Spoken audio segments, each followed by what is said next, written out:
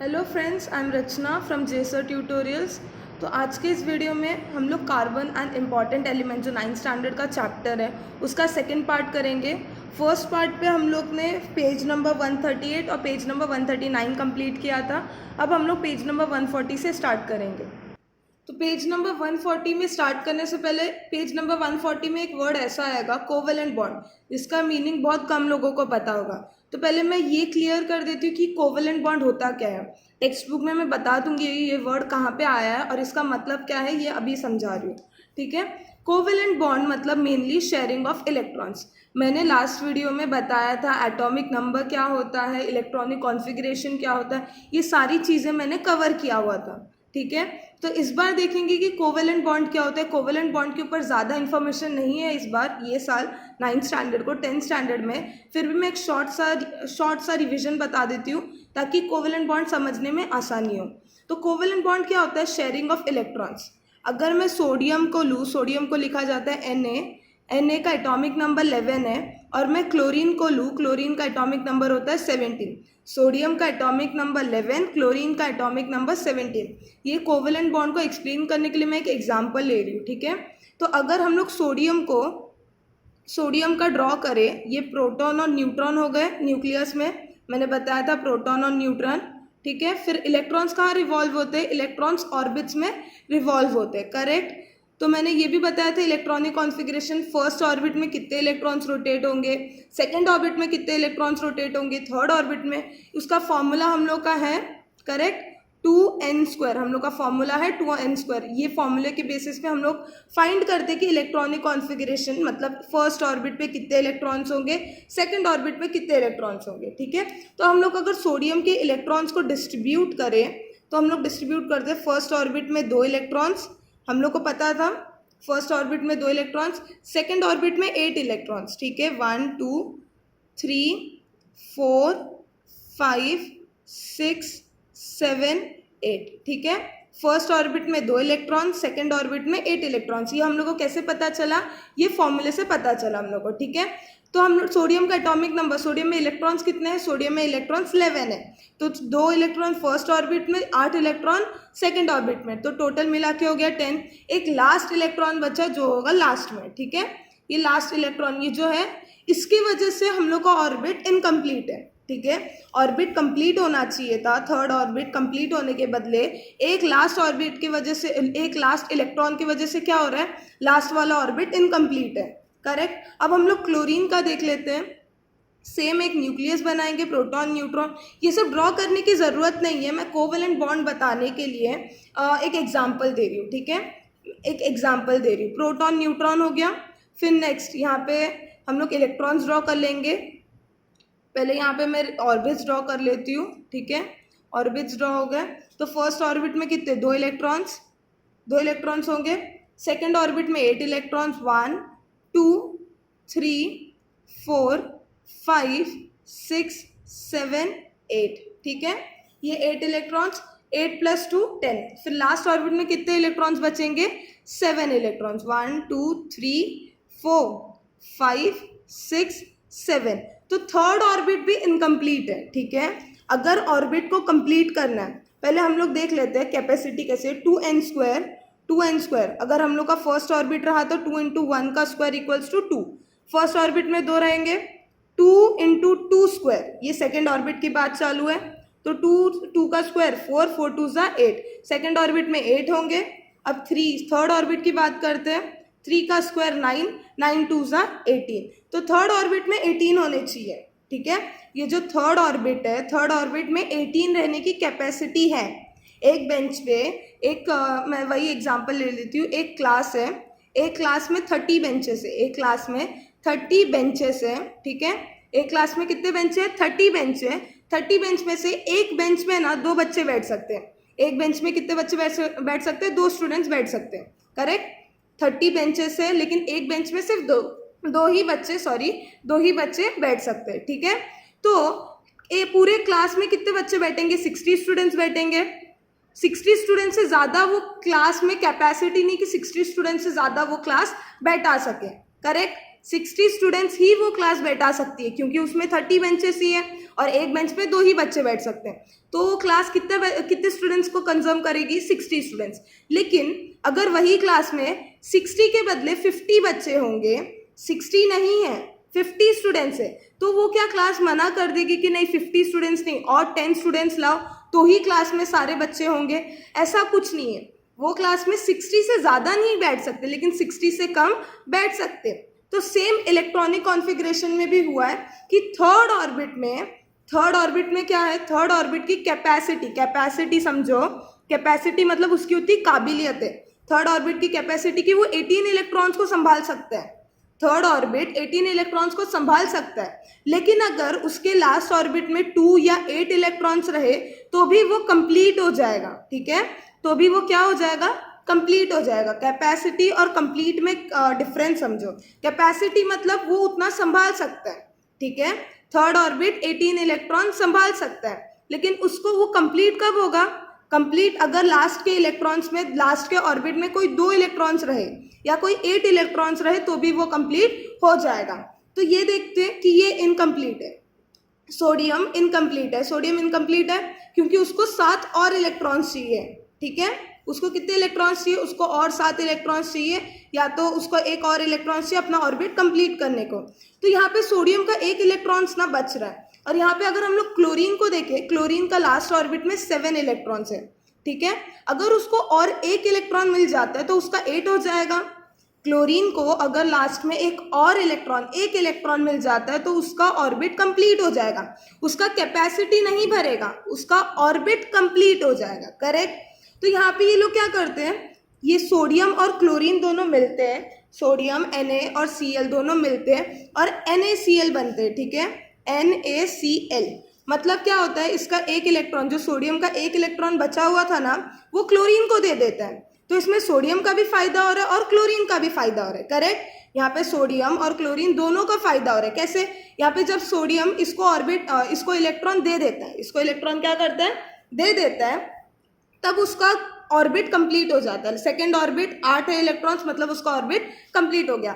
और क्लोरीन में क्या फायदा हो रहा है? क्लोरीन का भी 8 इलेक्ट्रॉन्स आ जाते हैं, तो इसके लिए वो क्या हो जाता है? वो दोनों एक केमिकल फॉर्मूला बनते हैं NaCl, ठीक है? तो ऐसे बॉन्ड्स को जहाँ पे क्या होता है, या तो गेन करता है या तो डोनेट करता है। देखो जैसे कि सोडियम ने क्या किया? सोडियम ने इलेक्ट्रॉन डोनेट किया, और क्लोरीन ने क्या किया? क्लोरीन ने इलेक्ट्रॉन सोडियम से गेन किया। तो ऐसे बॉन्ड्स को कहते हैं आयोनिक बॉन्ड, ठीक है? ऐसे बॉन्ड को क्या कहते हैं? Ionic bond. 2 टाइप्स के बॉन्ड होते हैं, एक होता है आयोनिक, एक होता है कोवेलेंट। तो आयोनिक बॉन्ड ज़्यादा डिटेल में समझने की ज़रूरत नहीं है, मैं बस बता रही हूँ कि कैसे गेन और कैसे डोनेट किया जाता है। जैसे सोडियम ने डोनेट किया और क्लोरीन ने क्या किया? गेन किया। इस तरह से आयोनिक बॉन्ड फॉर्म होता है। तो कोवेलेंट बॉन्ड कैसे फॉर्म होता है? कोवेलेंट बॉन्ड का सबसे अच्छा एग्जाम्पल है कार्बन, ठीक है? कोवेलेंट बॉन्ड का सबसे अच्छा एग्जाम्पल है कार्बन। कार्बन कैसे कोवेलेंट बॉन्ड फॉर्म करता है मैं बताती हूँ। तो कार्बन का एटॉमिक नंबर क्या है? कार्बन का एटॉमिक नंबर है 6। कार्बन का एटॉमिक नंबर 6 है, करेक्ट? तो कार्बन का एटॉमिक नंबर अगर 6 है तो उसका कैसे इलेक्ट्रॉनिक कॉन्फ़िगरेशन होगा हम लोग देखते हैं। पहले न्यूक्लियस आ जाएगा, प्रोटॉन और न्यूट्रॉन, करेक्ट? फिर हम लोग एक ऑर्बिट ड्रॉ कर लेते हैं, फिर सेकेंड ऑर्बिट भी ड्रॉ कर लेते हैं। तो फर्स्ट ऑर्बिट में कितने इलेक्ट्रॉन्स आएंगे? 1 और 2 इलेक्ट्रॉन्स आएंगे फर्स्ट ऑर्बिट में। और कार्बन के पास अभी बचे कितने इलेक्ट्रॉन्स है? कार्बन के पास अभी और 4 इलेक्ट्रॉन्स बचे, तो 4 इलेक्ट्रॉन्स हम लोग डाल देते हैं, 1 2 3 4, ठीक है?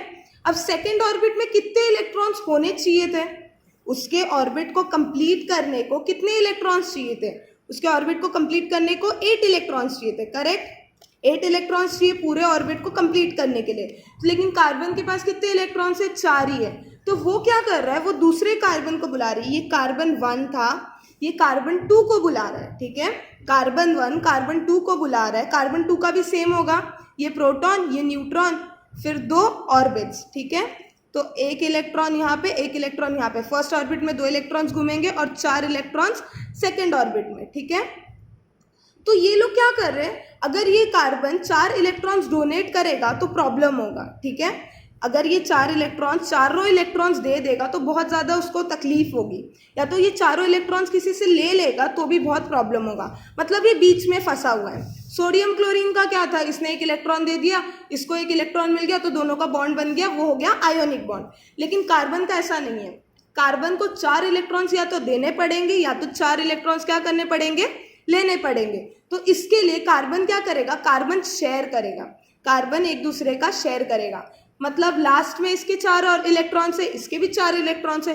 जब ये दोनों मिल जाएंगे, जब ये दोनों क्या करेंगे, जब ये दोनों मिल जाएंगे तो ये लोग का इसका 4 इलेक्ट्रॉन्स इसमें ऐड हो जाएगा और ये दोनों के लास्ट ऑर्बिट में 8 इलेक्ट्रॉन्स होंगे। ठीक है, तो ज़्यादा डिटेल में समझने की ज़रूरत नहीं है, इतना समझो कि जब कोई भी एलिमेंट क्या करता है, शेयर करता है इलेक्ट्रॉन्स को, क्या करता है इलेक्ट्रॉन्स को, शेयरिंग ऑफ इलेक्ट्रॉन्स करता है, उसे कोवेलेंट बॉन्ड कहते हैं। ठीक है, तो कोवेलेंट बॉन्ड इस साल नहीं है, मैं फिर से बता रही हूँ, फिर भी मैंने एक बताया, एक रिविजन जैसा, ताकि आपको थोड़ा बहुत समझ जाए, क्योंकि यहाँ पे टेक्स्ट बुक में दिया हुआ है, तो जब टेक्स्ट बुक में एक्सप्लेन करने नहीं होगा, इसके लिए मैंने यहाँ पे बता दिया कि कोवेलेंट बॉन्ड और आयोनिक बॉन्ड क्या होता है।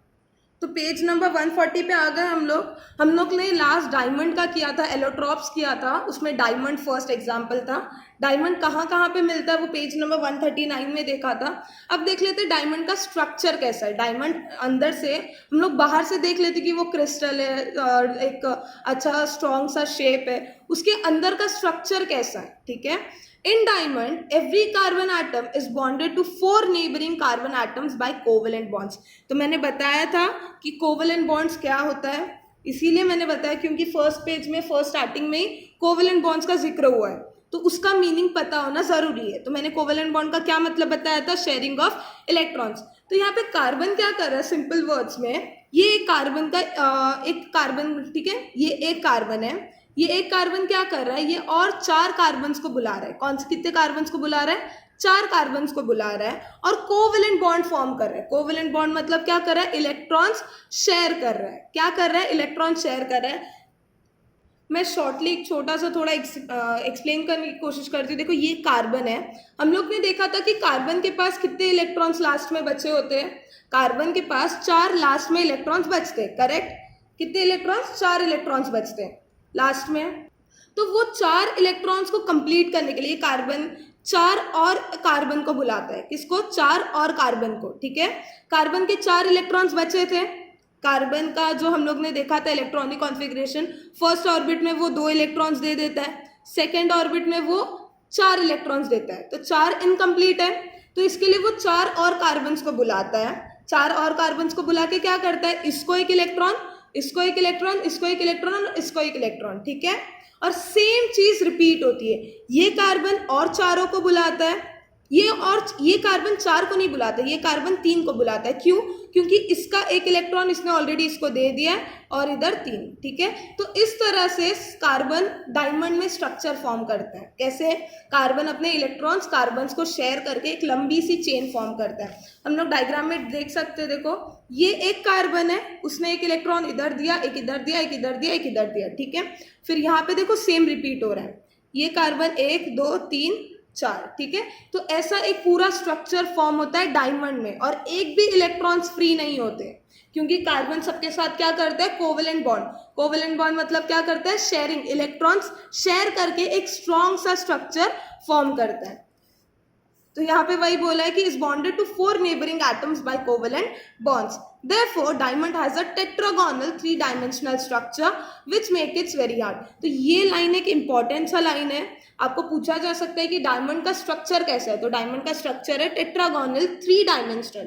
ठीक है, कैसा स्ट्रक्चर, टेट्रागोनल 3-डायमेंशनल, ये नाम याद रखना है। इसकी वजह से उसकी प्रॉपर्टी है कि वो बहुत ही हार्ड है। इसमें मैंने बताया कि उसके जो 4 वैलेंस इलेक्ट्रॉन्स होते हैं, उसके 4 जो फ्री के इलेक्ट्रॉन्स, जिसकी वजह से वो इनकम्प्लीट महसूस कर रहा था, उसके वजह से क्या किया, उसने सारे इलेक्ट्रॉन्स शेयर कर दिए। करेक्ट, शेयर करने की वजह से एक भी इलेक्ट्रॉन्स उसका फ्री नहीं घूम रहा है। ठीक है, इसके लिए उसका स्ट्रक्चर कैसा है, उसका स्ट्रक्चर बहुत ही हार्ड है। अब देख लेते हैं डायमंड की प्रॉपर्टीज क्या है।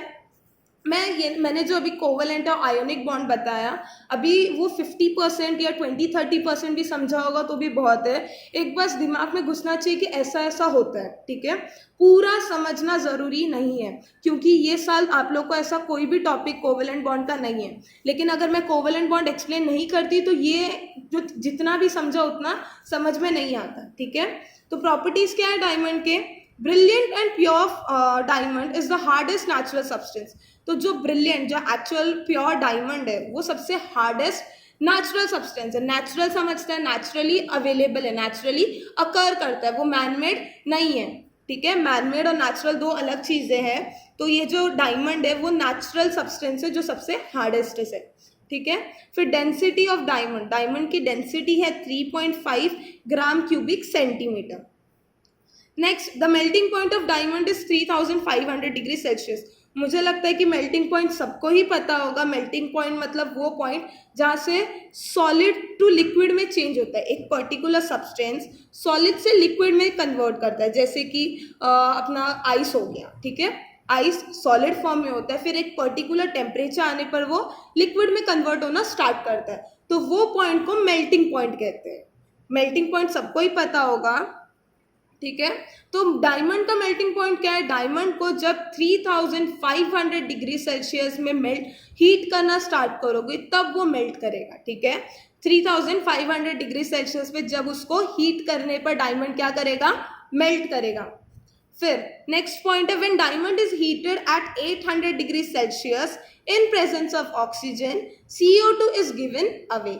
तो यहाँ पे बोला कि जब डायमंड को हीट किया जाता है, कौन से टेम्परेचर पे? 800 डिग्री, 800 डिग्री सेल्सियस पे, ऑक्सीजन के प्रेजेंस में। ऑक्सीजन होना चाहिए, और जब डायमंड को हीट करोगे तो CO2 निकलता है। CO2 क्या होता है? कार्बन और ऑक्सीजन, कार्बन डाइऑक्साइड, ठीक है। तो ये प्रोसेस में कार्बन डाइऑक्साइड गिवन आउट, मतलब carbon dioxide as a product form होता है। In this process no other product beside CO2 is form. Product मतलब वो चीज़ जो कोई एक्सपेरिमेंट के बाद निकलता है, ठीक है। तो जब 800 डिग्री सेल्सियस पे डायमंड को हीट करोगे इन प्रेजेंस ऑफ ऑक्सीजन का, ये CO2 निकलना बहुत ही आम बात है, क्योंकि O2 मतलब क्या? ऑक्सीजन, और ऑक्सीजन के प्रेजेंस में कोई भी चीज़ को हीट करोगे तो वो ऑक्सीजन निकलेगा ही, ठीक है। और डायमंड में मैंने बताया कार्बन होता है, तो CO2 निकलना एक आम नॉर्मल सी बात है, ठीक है। In this process no other product is form beside CO2 is form, ठीक है। Diamond does not dissolve in any solvent. Diamond कोई भी सॉल्वेंट, सॉल्वेंट मतलब एक ऐसा लिक्विड होता है जिसमें डिजॉल्व करने पर सब डिजॉल्व हो जाते हैं, ठीक है। एक लिक्विड समझ जाओ, तो जैसे कि वाटर एक सॉल्वेंट है, वाटर में अगर नमक मिलाओगे, वाटर में अगर क्या नमक मिलाओगे तो वो डिजॉल्व कर देगा, बट कोई और चीज़ मिलाओगे तो जैसे कि सैंड हो गया, ये सब हो गया, तो वो डिजॉल्व नहीं करेगा। तो डायमंड कोई भी चीज़ में, कोई भी सॉल्वेंट लाओ, कोई भी एसिड लाओ, कोई भी बेस लाओ, कुछ भी लाओ, वो उसमें डिजॉल्व या उसका इफेक्ट इस पर नहीं पड़ेगा। देखो यहाँ पे दिया है 6th पॉइंट पे, एसिड और basis have no effect on diamond. Acid या बेस पे, एसिड जो भी है, एसिड्स या बेसिस, उसका कोई भी इफेक्ट नहीं पड़ता डायमंड पे। Diamond is a bad conductor of electricity as it does not have free electrons. मैंने बताया फ्री इलेक्ट्रॉन्स का मतलब, देखो 4 वैलेंस इलेक्ट्रॉन्स बचे थे, 4 इलेक्ट्रॉन्स डायमंड के बचे हुए थे, तो उसने और 4 कार्बन्स को बुला के उन लोगों के साथ इलेक्ट्रॉन्स क्या किए? शेयर कर दिए। तो इससे क्या हुआ? डायमंड के पास एक भी इलेक्ट्रॉन्स नहीं बचे। बैड कंडक्टर ऑफ इलेक्ट्रिसिटी मतलब क्या? डायमंड के थ्रू इलेक्ट्रिसिटी पास नहीं होती है। डायमंड के थ्रू अगर इलेक्ट्रिसिटी पास करने की कोशिश करोगे तो वो इलेक्ट्रिसिटी पास नहीं करेगा। नेक्स्ट है डायमंड के यूजेस क्या क्या है। तो डायमंड का फर्स्ट यूज है, diamonds are used in cutting, glass cutting and rock drilling machine. जैसे कि हम लोग को पता है कि डायमंड बहुत ही हार्डेस्ट सब्सटेंस है। डायमंड क्या है? हार्डेस्ट सब्सटेंस है, तो उसको ग्लास कटिंग करने में यूज किया जाता है। रॉक ड्रिलिंग मशीन, जो पत्थर को खोलते हैं, ठीक है, तो उसमें भी डायमंड का यूज किया जाता है। Diamonds are used in ornaments, ये सबको पता है। डायमंड्स ऑर्नामेंट्स में भी यूज होते हैं। डायमंड नाइफ्स, डायमंड के नाइफ्स बनाए जाते हैं जो आग के सर्जरी में यूज होता है, ठीक है। Diamond dust is use for polishing other diamonds. Diamond के जो डस्ट है, डायमंड के जो छोटे छोटे टुकड़े वो हार्ड होते हैं, तो उसको दूसरे डायमंड्स को पॉलिश करने में, शाइन, दूसरे डायमंड्स के जिसकी चमक चली गई हो उसके लिए पॉलिश किया जाता है। Diamond is use to make windows giving protection from radiation in space and in artificial satellites. तो डायमंड को किस में यूज़ किया जाता है, और डायमंड को विंडोज, जब जो स्पेस में रेडिएशन होता है, स्पेस में हम लोग को पता है कि बहुत सारा रेडिएशन होता है, तो उसको प्रोटेक्शन देने के लिए स्पेस के जो विंडोज होते हैं ना, जो सैटेलाइट्स के विंडो, आर्टिफिशियल सैटेलाइट्स के विंडो, उसको डायमंड से बनाया जाता है। तो ये कुछ यूजेस है, इसमें से कम 3 यूजेस तो याद रख लो, ठीक है, इसके 3 यूजेस और इसके 3 प्रॉपर्टी, ठीक है, ये याद रखोगे तो एग्जाम पे अगर कोई भी ट्विस्ट करके भी क्वेश्चन आ गया तो भी आप लिख सकते हो। तो अब नेक्स्ट एलोट्रॉप ऑफ कार्बन पे आते हैं। सेकेंड एलोट्रॉप ऑफ कार्बन है ग्रेफाइट, ठीक है, सेकेंड एलोट्रॉप ऑफ कार्बन क्या है, graphite. Graphite is found in the natural state in Russia. Graphite अब कहाँ पे मिलता है वो पहले देख लेते हैं। तो ग्रेफाइट का जो नेचुरल स्टेट है, जो नेचुरली अकर करता है, वो कहाँ पे है, वो रशिया में, न्यूजीलैंड, अमेरिका एंड इंडिया, ये सारी प्लेसेस पे क्या ग्रेफाइट का नेचुरल स्टेट मिलता है। Next the lead used in pencils. हम लोग को पता है ये मेरा पेन है, बट जो पेंसिल्स होता है और जिसका यहाँ पे लिड लगा होता है वो भी ग्रेफाइट से बनता है। वो भी किससे बनता है, ग्रेफाइट से बनता है। Is made by mixing graphite with clay. जब क्ले को, एक पर्टिकुलर क्ले है जिसको ग्रेफाइट के साथ मिलाने पर ये हम लोग का जो पेंसिल का लिड, ये पेन का लिड बता रही हूँ मैं, पेंसिल का लिड ग्रेफाइट और क्ले के मिक्सिंग के प्रोसेस से बनता है। This process was discovered. अब ये क्ले का जो, क्ले और ग्रेफाइट का मिला के जो प्रोसेस, ये किसने डिस्कवर किया था, ये निकोलस जैक्विस कॉन्ट इन 1795 में ये निकोलस जॉक्स कॉन्ट ने डिस्कवर किया था, ठीक है। तो ग्रेफाइट अब कहाँ पे फाइंड होता है ये तो ढूंढ लिया हम लोग ने। अब देखते हैं ग्रेफाइट का स्ट्रक्चर क्या है। यहाँ पे हम लोग देख सकते हैं कि ग्रेफाइट का स्ट्रक्चर क्या था, ये डायमंड का स्ट्रक्चर था। डायमंड कैसा स्ट्रक्चर था, मैंने बताया था डायमंड कौन से स्ट्रक्चर का था, डायमंड टेट्रागोनल 3 डायमेंशनल स्ट्रक्चर का था, ठीक है, उसमें 3 डायमेंशन थे और टेट्रागोनल था, करेक्ट। तो अगर ये ग्रेफाइट के स्ट्रक्चर को देखें तो ग्रेफाइट का स्ट्रक्चर कैसा दिख रहा है, ग्रेफाइट के स्ट्रक्चर में हम लोग को सारे 6 साइड्स दिख रहे हैं, देखो 1 2 3 4 5 6 हेक्सागोन दिख रहा है। तो सेम ये हेक्सागोनल स्ट्रक्चर होता है ग्रेफाइट का। तो ग्रेफाइट का स्ट्रक्चर पढ़ लेते हैं। Every carbon atom in graphite is bonded to 3 other carbon atoms. Diamond में वो 4 अदर कार्बन एटम्स के साथ बॉन्ड करता था, ग्रेफाइट क्या कर रहा है, ग्रेफाइट 3 कार्बन एटम से बॉन्ड कर रहा है। इन सच अ वे, ये ऐसे तरीके से बॉन्ड बना रहा है कि एक हेक्सागोनल लेयर फॉर्म कर रहा है। कैसा फॉर्म कर रहा है, एक हेक्सागोनल लेयर। हम लोग देख सकते हैं 1 लेयर 2 लेयर 3 लेयर, ऐसा एक हेक्सागोन का लेयर फॉर्म हुआ है, ठीक है। तो ग्रेफाइट क्या कर रहा है, एक हेक्सागोनल लेयर और एक स्ट्रक्चर फॉर्म कर रहा है। ग्रेफाइट क्रिस्टल, एक ग्रेफाइट का क्या, क्रिस्टल। हम लोग जो अभी पढ़ रहे हैं, हम लोग क्या पढ़ रहे हैं, एलोट्रॉप्स ऑफ कार्बन में क्रिस्टलाइन फॉर्म्स पढ़ रहे हैं। अगर मैं बता दूं, एक रिकैप करवा दूं, तो देखो यहाँ पे था properties of carbon, allotropic nature of carbon, उसमें एलोट्रॉप्स ऑफ कार्बन पढ़ रहे हैं हम लोग। कार्बन के एलोट्रॉप्स क्या है, उसमें क्या, क्रिस्टलाइन फॉर्म जो क्रिस्टल में है, ऐसे कार्बन एलोट्रॉप्स, ऐसे एलोट्रॉप्स ऑफ कार्बन जो क्रिस्टल फॉर्म में है, ठीक है। डायमंड हो गया। नेक्स्ट हम लोग का क्या हो गया, ग्रेफाइट। अभी हम लोग सेकेंड पॉइंट पे पहुंचे, ग्रेफाइट। तो ग्रेफाइट क्या, जब वो ग्रेफाइट का जो क्रिस्टल है, वो एक ग्रेफाइट का क्रिस्टल, वो बहुत सारे शीट्स या लेयर्स ऑफ कार्बन एटम से बना होता है। हम लोग को पता चला कि ये जो ग्रेफाइट है वो हेक्सागोनल लेयर में फॉर्म होता है। कैसे, लेयर में, ठीक है, हेक्सागोनल लेयर में फॉर्म होता है। तो एक क्रिस्टल ऑफ ग्रेफाइट में बहुत सारे शीट्स ऑफ लेयर्स होते हैं, ठीक है, बहुत सारे शीट्स या लेयर्स ऑफ क्या होते हैं, carbon. This layer slips over each other on applying pressure. क्योंकि ग्रेफाइट सॉफ्ट होता है, ग्रेफाइट क्या होता है, सॉफ्ट होता है। ग्रेफाइट सॉफ्ट होने पर जब उसको प्रेशर डाला जाएगा कोई भी चीज़ पे, अगर उस पर प्रेशर डालेंगे, डायमंड पे प्रेशर डालेंगे तो कुछ नहीं होगा, डायमंड हार्डेस्ट सब्सटेंस है। लेकिन अगर ग्रेफाइट पे प्रेशर डालेंगे तो क्या होगा, एक दूसरे पे एक मतलब टूट जाएगा, ठीक है, ग्रेफाइट का लेयर टूट जाएगा। अब वो जो एक लेयर ऑफ ग्रेफाइट को क्या कहते हैं, graphene. 1 layer of graphite is called as graphene, ठीक है। यहाँ पे 13.3 graphite and structure of carbon atoms in graphite. तो पेज नंबर 141 पे आते हैं। यहाँ पे एक अपैरेटस दिया हुआ है जो कि कट है ये साल के लिए, तो ये मैं अपैरेटस ये ट्राई दिस नहीं करवा रही हूँ, मैं सीधा प्रॉपर्टीज ऑफ ग्रेफाइट पे आ रही हूँ, ठीक है। तो प्रॉपर्टीज ऑफ ग्रेफाइट में फर्स्ट प्रॉपर्टी क्या है, graphite is found in nature in black, soft, brittle and slippery. तो यहाँ पे ग्रेफाइट के पूरा स्ट्रक्चर, कलर वगैरह सब बता दिए, ठीक है। ग्रेफाइट जो नेचर में फॉर्म होता है वो ब्लैक कलर का होता है, सॉफ्ट होता है, ब्रिटल होता है और स्लिपरी। स्लिपरी सबको पता है मेरे को, लेकिन लग रहा है कि ब्रिटल बहुत लोगों को नहीं पता होगा, तो ब्रिटल का मैं मीनिंग बता दूं।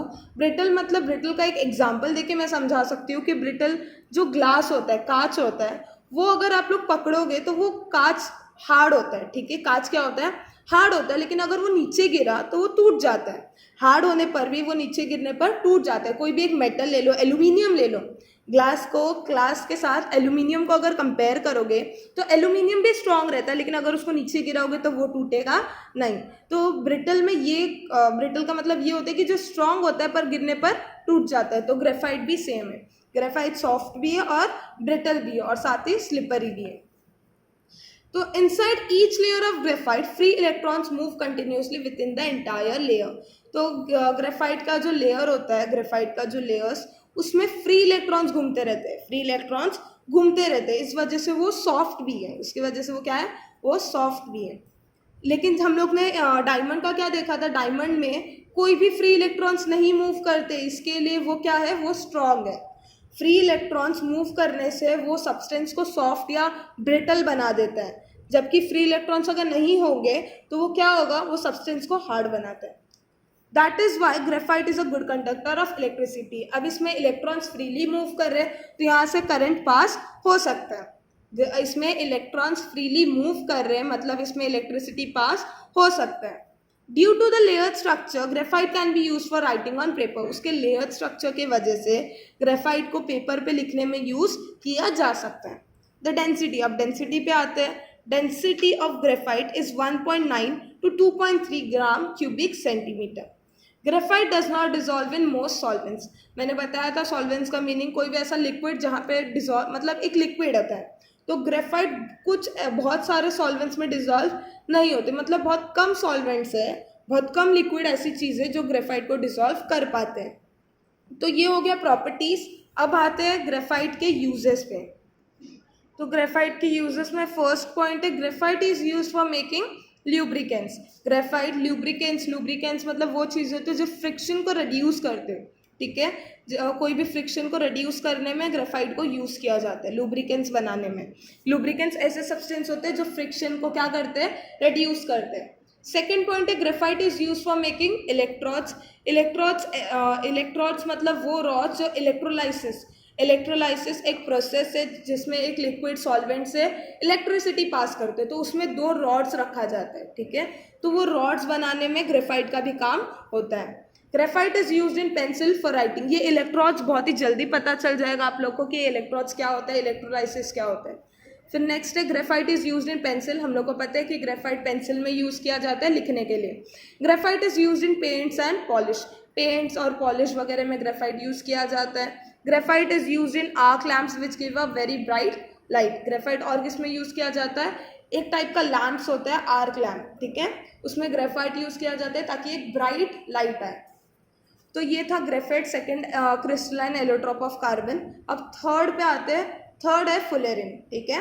फुलेरिन ये देख सकते हो, ये एक फुटबॉल के स्ट्रक्चर जैसा, बकी बॉल, ठीक है, उसके स्ट्रक्चर जैसा है, उसके हिसाब से इसका नाम दिया है। तो fullerene is an allotrope of carbon, is rarely found in nature. तो यहाँ पे क्या बोला है कि फुलेरिन भी एक एलोट्रोप ऑफ कार्बन है जो बहुत ही रेयर है। रेयर मतलब बहुत ही मतलब बहुत मुश्किल से मिलता है, ठीक है। It is found in suit and in intercellular space. ये सूट मतलब बहुत ही छोटे छोटे पार्टिकल्स में क्या फाइंड होता है, fullerene. The first example of fullerene is Buckminster fullerene C60। अब ये 60 का मतलब क्या मैं बताती हूँ। 60 मतलब उतने एटम्स होंगे, कार्बन के उतने एटम्स होंगे। C60 मतलब ये जो बकमिंस्टर फुलेरिन है ना, इसमें आप लोग को कार्बन के 60 एटम्स दिखेंगे। यहाँ पे दिखे नीचे और एग्जाम्पल्स दिए, C60, C70, C76, C82, C86, मतलब उतने कार्बन्स उसमें उतने कार्बन के एटम्स होंगे, ठीक है। तो सबसे फेमस कौन सा है, बकमिंस्टर फुलेरिन, जिसमें C60 कार्बन के 60 एटम्स है। This allotrope of carbon is named fullerene after the architect Richard Buckminster fullerene because the structure of C60 resembles the structure of geodesic dome he design. तो यहाँ पे इसके नाम पे क्यों आया, ये एक साइंटिस्ट था ये एक आर्किटेक्ट था रिचर्ड बकमिंस्टर फुलेरिन। इसके नाम पे इसका नाम क्यों रखा गया फुलेरिन का? क्योंकि इसने एक स्ट्रक्चर डेवलप किया था, जियोडेसिक डोम। डोम पता है डोम क्या होता है? डोम एक चीज़ होती है, इसकी तरह दिखेगा डोम, ठीक है। डोम एक चीज़ है जो इसके तरह दिखेगा, एक पर्टिकुलर इसके तरह ही दिखेगा। तो इसकी वजह से इसका जो ये फुलेरिन का नाम है इस पे ही बेस पे रख दिया है। Harold Trotto, Robert Curl and Richard Smalley were given the Nobel Prize in Chemistry in 1996 for the discovery of carbon allotrope fullerene C60। इसने डिस्कवर नहीं किया था। इसने क्या नहीं किया था? इसने डिस्कवर नहीं किया था। हम लोग को कहीं पे भी नहीं लिखा है कि इसने डिस्कवर किया था। This allotrope is of carbon is named fullerene after the architect. ये क्या था? ये एक आर्किटेक्ट था, ठीक है, जो डिजाइन करता है। तो इसने एक डोम डिजाइन किया था, डोम इसके तरह एक डोम डिजाइन किया था। इसके वजह से उसके नाम पर क्या हुआ? फुलेरिन को रखा गया। लेकिन इसका एक्चुअल डिस्कवर किसने किया था? डिस्कवरी किया था Harold Kroto, Robert Curl and Richard Smalley. तो इन लोगों को इसके लिए क्या मिला था? नोबेल प्राइज भी मिला था केमिस्ट्री में 1996 में। अब मैंने जैसे कि बताया था C60, C70, C76, C82, 86 other examples of fullerene. They molecules occur in small numbers in suit. ये सब के मॉलिक्यूल्स जो है वो बहुत छोटे छोटे अमाउंट पे मिलते हैं। तो ये था फुलेरिन का क्या? फुलेरिन का ये एक छोटा सा क्या बोलते हैं फुलेरिन के बारे में था। इसके प्रॉपर्टीज, इसके यूजेस भी पढ़ने हैं। तो नेक्स्ट पेज पे आते हैं। तो प्रॉपर्टीज क्या है फुलेरिन के? Molecules of fullerenes are found in the form of bucky balls and bucky tubes. तो हम लोग ने पेज नंबर, यहाँ पे पेज नंबर देखो 141 में देखा कि ये एक बक्की बॉल है। ये फुटबॉल जैसा एक बक्की बॉल है। मतलब देखो 1 2 3 4 5 6 साइड, हेक्सागोनल साइड वाला एक बक्की बॉल है। इसका नाम क्या दिया है? बक्की बॉल। तो ऐसे ही स्ट्रक्चर में बक्की बॉल्स और बक्की ट्यूब्स फाइंड किए जाते हैं फुलेरिन का। बक्की ट्यूब्स मतलब ट्यूब्स पता होगा, ट्यूब्स ऐसे होते हैं सिलेंड्रिकल शेप के। तो वैसे ही शेप का बक्की ट्यूब्स और बक्की बॉल्स फुलेरिन के मॉलिक्यूल्स मिलते हैं।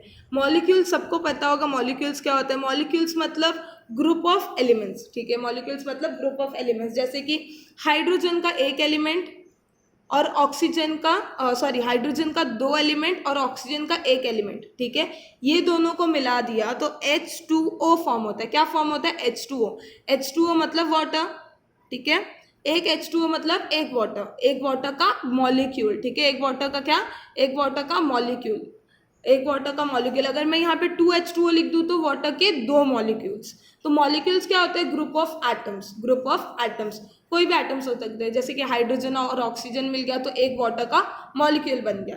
ये आई थिंक पता होगा सबको, फिर भी मैंने एक छोटा सा बता दिया ताकि अगर कोई भूल गया होगा तो उसको रिकैप हो जाएगा। There are 30 to 900 carbon atoms in 1 molecule of fullerene. तो एक मॉलिक्यूल जैसे कि मैंने बताया फुलेरिन एक चीज़, एक पर्टिकुलर कुछ चीज़ों से बना होगा, तो उसके एक मॉलिक्यूल में 30 से लेके 900 कार्बन एटम्स हो सकते हैं। Fullerenes are soluble in organic, inorganic. ये दोनों को मिला मत देना। ये इनऑर्गेनिक, ये दूसरा इनऑर्गेनिक है, ये इनऑर्गेनिक अलग है। तो ऑर्गेनिक सॉल्वेंट्स, ऑर्गेनिक क्या होता है? ऐसे चीज़ें जो डायरेक्टली या इनडायरेक्टली हम लोग को प्लांट्स या एनिमल से मिलते हैं। तो फुलेरिन किस में सॉल्युबल मतलब डिसॉल्व होता है। तो फुलेरिन सॉल्युबल किस में है? जो ऑर्गेनिक सॉल्वेंट्स है, जो कि ऑर्गेनिक सॉल्वेंट जो भी डायरेक्टली या इनडायरेक्टली हम लोग को प्लांट से एनिमल से मिलता है, ऐसे सॉल्वेंट्स में फुलेरिन डिसॉल्व होता है। एक एग्जांपल दिया है, 1 2 एग्जांपल, जैसे कि कार्बन डाइसल्फाइड।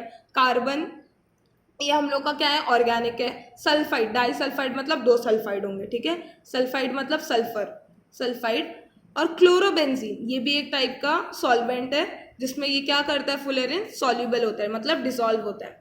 फिर नेक्स्ट यूजेस लिख लेते हैं। Uses, fullerenes are used as insulator. Insulator मतलब क्या होता है? कोई भी चीज़ को, जैसे कि एक कॉपर वायर में, ठीक है, कॉपर वायर जो इलेक्ट्रिसिटी में यूज़ होता है। इलेक्ट्रिसिटी में क्या यूज़ होता है? Copper wire. तो कॉपर वायर के ऊपर प्लास्टिक की कोटिंग किया जाता है। क्यों? एज अ इंसुलेटर, कि उसमें करंट, इलेक्ट्रिसिटी बाहर आके सामने वाले को ना लगे। तो इंसुलेटर क्या होता है? जो प्रोटेक्ट करता है हम लोग को इलेक्ट्रिसिटी या हीट से, उसे इंसुलेटर कहते हैं। तो फुलेरिन्स को इंसुलेटर जैसा यूज़ किया जाता है। फिर नेक्स्ट है fullerenes are used as a catalyst in water purification. पानी साफ करने को, वाटर प्योरिफिकेशन में फुलेरिन्स को कैटलिस्ट जैसा काम करते हैं। कैटलिस्ट क्या होता है मैं बता देती हूँ। कैटलिस्ट मतलब अगर आप कोई भी एक एक्सपेरिमेंट कर रहे हो, कोई भी क्या कर रहे हो? एक्सपेरिमेंट कर रहे हो और वो बहुत ही स्लोली हो रहा है, स्लोली हो रहा है। अब जैसे कि आप एक वुड लेकर, लकड़ी लेकर उसको जलाए, ठीक है, लकड़ी पे क्या किया, जलाया, तो वो स्लोली जल रहा है, मतलब अपने नॉर्मल टेम्परेचर पे, अपना नॉर्मल स्पीड पे वो जल रहा है, उसका वो नॉर्मल स्पीड है। लेकिन अगर उस पर आप केरोसिन डाल दोगे तो वो क्या करेगा, वो फास्टली जलेगा, बहुत ही फास्टली जलेगा, ठीक है। तो वो चीज़ें, वो सब्सटेंस या वो चीज़ें जो एक्सपेरिमेंट या जो भी हम लोग प्रोसेस कर रहे हैं उसको फास्ट कर देता है, उसे कैटलिस्ट कहते हैं, ठीक है। कैटलिस्ट नेक्स्ट ईयर डिटेल में आप लोग को, इस बार मैंने बस बता दिया कि कैटलिस्ट क्या है। At a certain temperature fullerene exhibit super conductivity. एक पर्टिकुलर टेम्परेचर है जहाँ पे फुलरिन क्या करता है, सुपर कंडक्टिविटी एग्जिबिट करता है। सुपर कंडक्टिविटी क्या होता है, रेजिस्टेंस जीरो कर देना। रेजिस्टेंस हम लोग ने पढ़ा है, रेजिस्टेंस क्या होता है। तो जब रेजिस्टेंस को फुलरिन एक सर्टेन टेम्परेचर है जहाँ पे फुलरिन रेजिस्टेंस को क्या कर देता है, जीरो कर देता है, मतलब वहाँ पे जीरो रेजिस्टेंस होंगे। तो ये सब जो हम लोग ने पढ़ा, ग्रेफाइट, डायमंड और फुलरिन, ये सब थे क्रिस्टलाइन एलोट्रॉप्स ऑफ कार्बन, ठीक है, क्रिस्टलाइन एलोट्रॉप्स ऑफ कार्बन। अब आते हैं नॉन क्रिस्टलाइन या एमॉर्फस फॉर्म। क्रिस्टलाइन का अपोजिट होता है नॉन क्रिस्टलाइन। नॉन क्रिस्टलाइन मतलब उसका कोई particular shape, structure, high melting point ऐसा सब होना ज़रूरी नहीं है, तो उसके बारे में पढ़ेंगे। नॉन क्रिस्टलाइन को एमॉर्फस फॉर्म्स भी कहते हैं, ठीक है। तो यहाँ पे पढ़ लेते हैं। The arrangement of carbon atoms in this form is not regular। तो हम लोग ने देखा था क्रिस्टलाइन में, आप लोग को क्रिस्टलाइन और नॉन क्रिस्टलाइन के बीच में डिफ्रेंशिएट पूछा जा सकता है। तो इसमें क्या है, क्रिस्टलाइन में था कि जो कार्बन आटम से एक पर्टिकुलर अरेंजमेंट में ही हुआ है, जैसे कि हम लोग का डायमंड हो गया, डायमंड टेट्रागोनल स्ट्रक्चर में, 3 डायमेंशनल टेट्रागोनल स्ट्रक्चर में। हेक्सागोनल स्ट्रक्चर में क्या है, हेक्सागोनल स्ट्रक्चर में हम लोग का ग्रेफाइट है, ठीक है। तो इसके अरेंजमेंट ऐसा कुछ भी रेगुलर नहीं है, कोई भी अरेंजमेंट हो सकता है। तो इसके एग्जाम्पल्स है coal, coke are the non crystalline forms of carbon. यहाँ पे 2 एग्जाम्पल दिया है, कोल और Coke.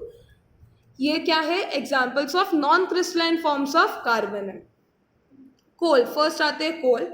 Coal is a fossil fuel. Fossil fuel क्या होता है, ऐसे फ्यूल जो फॉसिल से बनता है। फॉसिल मतलब प्लांट्स या डेड एनिमल्स के जो उसके डिकम्पोजिशन के बाद हम लोग को पता है फॉसिल्स बनते हैं। तो कोल क्या है, कोल भी सेम एक फॉसिल फ्यूल है। It contains carbon. अब इसमें कार्बन होता है, हाइड्रोजन होता है और ऑक्सीजन होता है। कोल में कार्बन, हाइड्रोजन और ऑक्सीजन होता है। It also contains nitrogen, phosphorus and sulphur. तो एक कोल में हम लोग क्या समझ सकते हैं, अभी तक हम लोग ने जो पढ़ा वो उसमें सिर्फ कार्बन्स थे, लेकिन ये सब जो नॉन क्रिस्टलाइन फॉर्म्स है उसमें सिर्फ कार्बन नहीं है, उसमें carbon, hydrogen, oxygen, nitrogen, phosphorus, sulphur, ये सारी चीज़ें किस में है, कोल में। It occurs in the solid state. Coal कैसे स्टेट में होता है, सॉलिड स्टेट में होता है, और उसके 4 टाइप्स है। उसके कितने टाइप्स है, 4 टाइप्स है। मतलब कोल, एक्चुअल कोल बनने का प्रोसेस बता रहे हैं आपको। फर्स्ट है पीट, सेकेंड है लिग्नाइट, थर्ड है बिट्यूमिनस कोल, फोर्थ है एंथ्रासाइट। इसमें पूरा कोल कैसे बनता है वो बताया है, ठीक है। Formation of peat is the first step in the formation of कोल।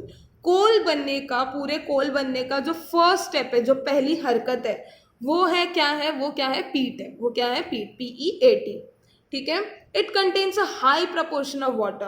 पीट में ज़्यादा से ज़्यादा प्रपोर्शन ऑफ क्या होता है, वाटर होता है, और 60 से भी कम percentage of carbon.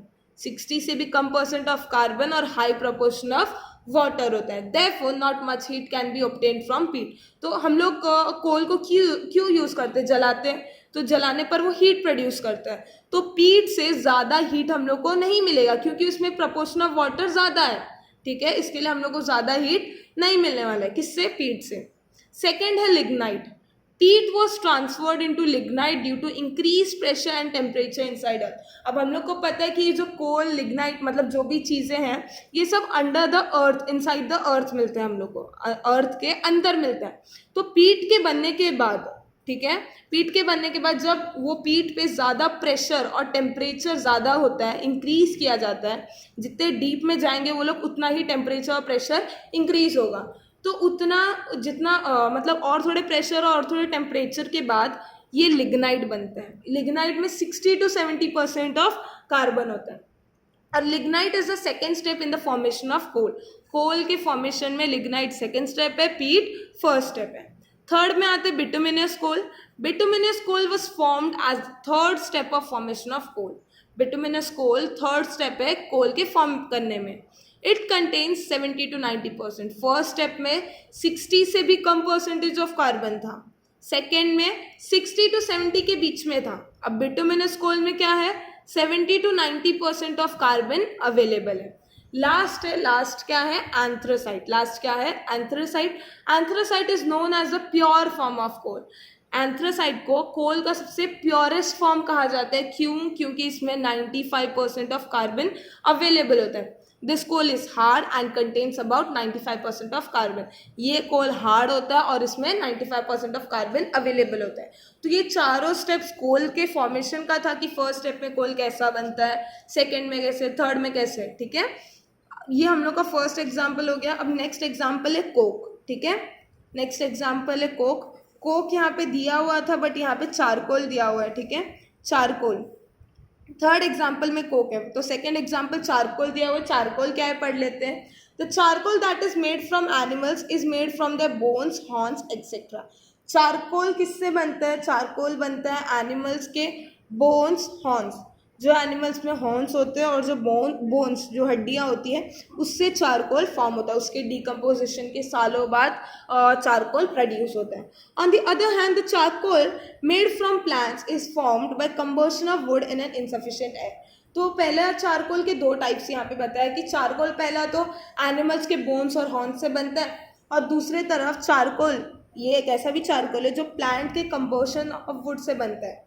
Insufficient air मतलब एयर का क्वांटिटी प्रॉपर नहीं होगा, एयर की क्वांटिटी बहुत कम होगी और वुड को जलाया जाएगा। ठीक है, वुड को क्या किया जाएगा, जलाया जाएगा। ये हम लोग को किससे मिलता है? प्लांट से मिलता है। प्लांट से मिलता है। जब वुड को, प्लांट से हम लोग को वुड मिलता है, वुड को जब कम एयर में, कम सप्लाई ऑफ एयर में जलाओगे तो भी चारकोल प्रोड्यूस होता है। तो अब ये यूजेस ऑफ कोल क्या होते हैं? यूजेस ऑफ कोल अलग है और चारकोल अलग है। ये कोल अलग है, चारकोल अलग है। मतलब कोल और चारकोल भाई ये समझो, दोनों में थोड़ा सा ही डिफरेंस होता है। ठीक है, कोल और चारकोल में थोड़ा सा ही डिफरेंस है। तो यहाँ पे कोल की यूजेस क्या है देखो। Coal is used as fuel in factories and home. Factories और घरों में कोल को फ्यूल जैसा काम करते हैं। जैसे कि मैं घर का एग्जांपल दे सकती हूँ कि घर पे जलाया जाता था कोल को खाना वाना बनाने के लिए। ठीक है, coal is use to obtain coke. Coke बनाने के लिए कोल का यूज किया जाता है। कोक बनाने को, कोक क्या है वो हम लोग नेक्स्ट में पढ़ेंगे। ठीक है, कोक बनाने के लिए कोल का यूज किया जाता है। कोल गैस, कोल का गैस, और कोल के टार। टार मतलब एक काला सा चीज होगा, एकदम हार्ड काला सा चीज होगा। कोल का गैस मतलब उसका गैस। ठीक है, coal is used in thermal power plant for generation of electricity. Power plants मतलब जहाँ से हम लोग का इलेक्ट्रिसिटी प्रोड्यूस होता है, बहुत सारे टाइप्स होते हैं। Nuclear power plants, hydro electric power plants, उसमें से एक है थर्मल पावर प्लांट्स। इसमें कोल की मदद से इलेक्ट्रिसिटी का जनरेशन होता है, इलेक्ट्रिसिटी प्रोड्यूस होती है। ठीक है, थर्ड है कोक। थर्ड क्या है? कोक। हम लोग यहाँ पे पढ़ा था कोक, कोल को कोक बनाने में यूज होता है। तो कोक क्या देखते हैं। The pure coal that remains when coal gas has been taken away from coal is called as coke. तो यहाँ पे हम लोग ने कोल गैस भी देखा था, यहाँ पे हम लोग ने कोल गैस देखा था। तो ये कोल गैस क्या है? जब एक कोक, जब प्योर कोल क्या होता है?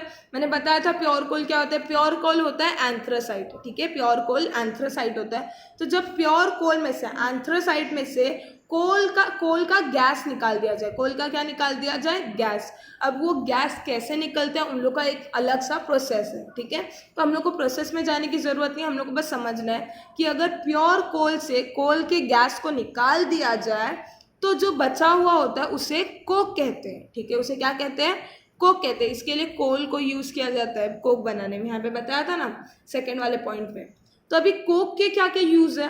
कोक के यूज है, uses as a domestic fuel. Domestic fuel घर के फ्यूल के लिए, डोमेस्टिक मतलब घरों के फ्यूल के लिए कोक को यूज किया जाता है। Coke is used as a reducing agent, oxidising agent. ये सब क्या है आप लोग को नेक्स्ट ईयर बहुत ही क्लियरली समझेगा। इस पर एक चैप्टर भी बेस्ड है। मैं एक शॉर्ट में बता देती हूँ। जब एक पर्टिकुलर चीज़ से, एक पर्टिकुलर क्या बोलते हैं, सब्सटेंस से अगर ऑक्सीजन रिड्यूस हो जाता है, ऑक्सीजन क्या करता है? ऑक्सीजन निकल जाता है। कैसे निकलता है ये मैं एक्सप्लेन नहीं कर रही हूँ। जब ऑक्सीजन निकल जाता है तब उसे रिड्यूसिंग एजेंट कहते हैं। तो कोक को रिड्यूसिंग एजेंट जैसा भी काम किया जाता है। Coke is use in production of water gas. Water gas मतलब कार्बन, ऑक्सीजन और हाइड्रोजन के मिक्सचर से वाटर गैस फॉर्म होता है. ठीक है, कार्बन, ऑक्सीजन और हाइड्रोजन में जब कोक का स्टीम दिया जाता है ना, तब वाटर गैस फॉर्म होता है. इसका एक प्रोसेस है वाटर गैस फॉर्म होने का. और प्रोड्यूसर गैस भी सेम, कार्बन होगा, उसमें ऑक्सीजन होगा, CO2, H2, उसमें कोक का गैस या कुछ रिलीज करने पर ये प्रोड्यूसर गैस फॉर्म होता है. ठीक है, तो यहाँ पे कोक के यूजेस हो गए. ये हो गया हम लोग का नॉन क्रिस्टलाइन फॉर्म या एमॉर्फस फॉर्म्स ऑफ कार्बन. तो पेज नंबर 142 में ये कंप्लीट हुआ. नेक्स्ट पेज नंबर 143 पे चलते हैं. तो यहाँ पे पेज नंबर 143 पे है hydrocarbons basic organic compounds.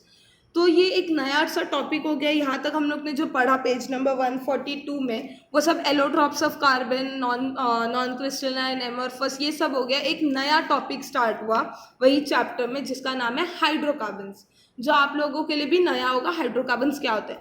Hydrocarbons कुछ नहीं, हाइड्रोकार्बन से ही हम लोग को समझ जाता है. हाइड्रोजन का हाइड्रो, ठीक है, हाइड्रो और कार्बन, ये दोनों के फॉर्म से हाइड्रोकार्बन फॉर्म होता है. ठीक है, क्या बोला मैंने अभी? हाइड्रोजन और कार्बन के फॉर्मेशन से हाइड्रोकार्बन फॉर्म होता है. हाइड्रोजन और कार्बन के फॉर्मेशन से क्या होता है? हाइड्रोकार्बन्स. तो इसका एक सिंपल सा डेफिनेशन है, हाइड्रोजन अ मिक्सचर और अ कंपाउंड, एक ऐसा मिक्सचर या ऐसा कंपाउंड जिसमें where only hydrogen and carbon is available, it is called as hydrocarbons. यहाँ पे भी दिया होगा, देखो, द कंपाउंड्स ऐसे कंपाउंड्स जो सिर्फ कार्बन और हाइड्रोजन से बनते हैं, उसे बेसिक ऑर्गेनिक कंपाउंड्स या हाइड्रोकार्बन्स कहा जाता है. उसे क्या कहा जाता है? बेसिक ऑर्गेनिक कंपाउंड्स या हाइड्रोकार्बन्स. ठीक है, तो हाइड्रोकार्बन्स क्या होता है मैंने एक्सप्लेन कर लिया. हाइड्रोकार्बन्स को बेसिक ऑर्गेनिक कंपाउंड्स भी कहा जाता है. तो along with carbon the element hydrogen is also included in the most organic compounds. तो कार्बन ही नहीं, सिर्फ कार्बन ही हमारे डे टू डे लाइफ में सारी जगह पे यूज नहीं होता. हाइड्रोजन भी ऐसा चीज है जो हमारे डे टू डे लाइफ में बहुत ही यूज होता है. जैसे कि हम लोग पानी पीते हैं, H2O, उसमें भी हाइड्रोजन, सेम कार्बन जैसा हाइड्रोजन का भी बहुत ही ज़्यादा यूज़ है. तो यहाँ पे देखो, the compounds formed only from carbon, ऐसे कंपाउंड जो सिर्फ कार्बन और सिर्फ हाइड्रोजन से बनते हैं, उसमें और कुछ नहीं होगा, सिर्फ कार्बन और सिर्फ हाइड्रोजन, उनको बेसिक ऑर्गेनिक कंपाउंड्स कहा जाता है. बेसिक ऑर्गेनिक कंपाउंड्स या hydrocarbons. Electronic configuration of carbon is 2,4. हम लोग को पता है कार्बन का एटॉमिक नंबर 6 है, उसका इलेक्ट्रॉनिक कॉन्फ़िगरेशन हो गया 2,4. If 4 electrons are added to the second orbit of carbon, its octet becomes complete and its electronic configuration becomes stable like that of the nearest inert gas neon. तो इतने बड़े line का कुछ ज़्यादा मतलब नहीं है, मैं इसको एक्सप्लेन करती हूँ अच्छे से. यहाँ पे बोला है कि अगर कार्बन का, पहले तो बोला है कि कार्बन का इलेक्ट्रॉनिक कॉन्फ़िगरेशन कितना है? 2,4. और मैंने क्या बोला था कि कार्बन के सेकेंड ऑर्बिट में उसका ऑर्बिट कंप्लीट होने को कितने इलेक्ट्रॉन्स चाहिए? कंप्लीट होने को. ठीक है, क्या बोला मैंने? कंप्लीट, कैपेसिटी नहीं, कंप्लीट होने को उसको या तो 2 इलेक्ट्रॉन्स चाहिए या तो 8 इलेक्ट्रॉन्स चाहिए. तो कार्बन का तो 4 है, मतलब उसको और 4 इलेक्ट्रॉन्स चाहिए अपना ऑर्बिट क्या करने को?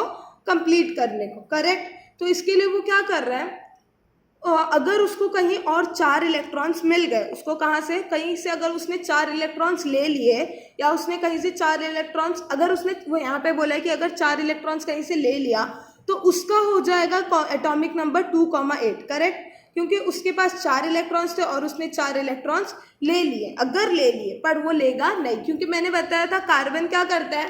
कार्बन कोवेलेंट बॉन्ड फॉर्म करता है, मतलब क्या करता है? इलेक्ट्रॉन्स शेयर करता है. यहाँ पे बस सपोज करने बोला है. ठीक है, इसमें और कुछ नहीं बोला है कि अगर कार्बन ने ले लिया तो उसका हो जाएगा 2,8. और 2,8 ये एटॉमिक नंबर किसका है पता है? 2,8 मतलब 10 एटॉमिक नंबर. 10 एटॉमिक नंबर है नियॉन का. ठीक है, नियॉन एक इनर्ट गैस है. ठीक है, नियॉन एक क्या है? इनर्ट गैस है, जिसका इलेक्ट्रॉनिक कॉन्फ़िगरेशन है 2,8. तो ये पूरे लाइंस में यही बताया कि अगर कार्बन ने 4 इलेक्ट्रॉन्स कहीं से ले लिए तो इसका इलेक्ट्रॉनिक कॉन्फ़िगरेशन क्या हो जाएगा? 2,8.